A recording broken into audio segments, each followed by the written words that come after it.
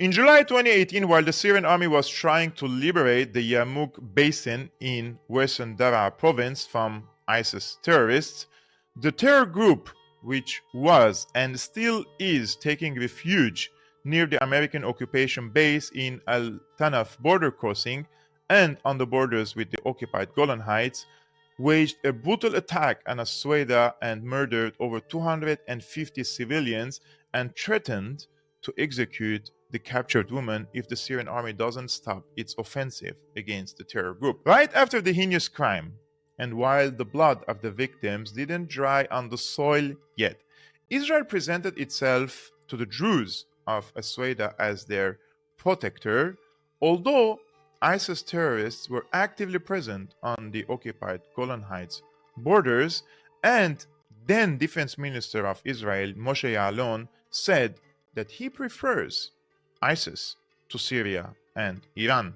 The Israeli goal back then was to tell the Druze of Asweda, look, the Syrian regime cannot protect you, but I can.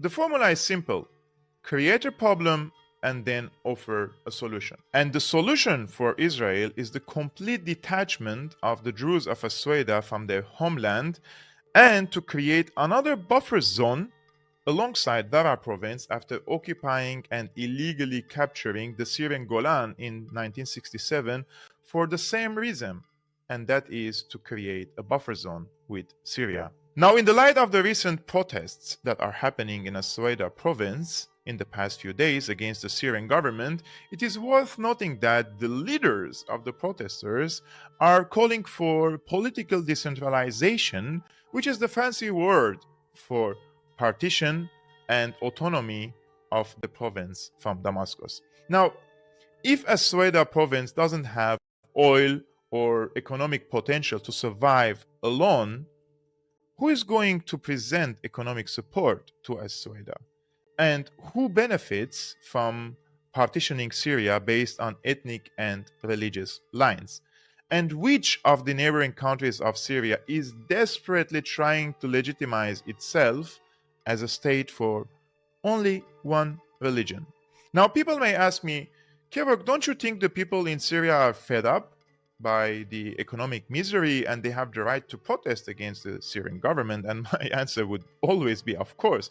And it's a constitutional right to protest against the Syrian government. But can someone please explain to me how political decentralization will solve the misery?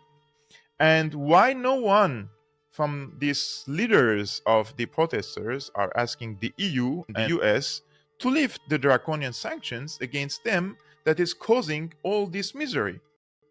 And why no one from these so-called leaders of the protesters aren't saying, let's go and liberate the eastern shore of the Euphrates from the American occupation forces who are occupying their oil and wheat fields?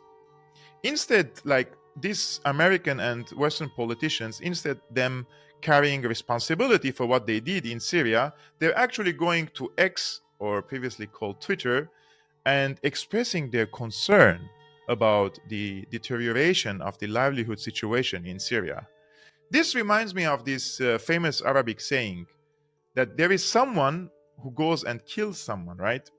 So someone kills someone and then he goes to the funeral of this victim and he sheds crocodile tears over the victim. And this is what the Western politicians and the diplomats are doing. And to be honest with you, my eyes haven't seen more hypocritical politicians than in the West. And that's why a lot of people around the world are craving for a multipolar world, because they are sick and tired of this American-led dominance over them, that if you don't submit and if you don't comply to the American demands, then they will starve you, and then they will tell you it's your government who is starving you, and go and remove it because we don't like your government. And this is simply what is happening in Syria nowadays.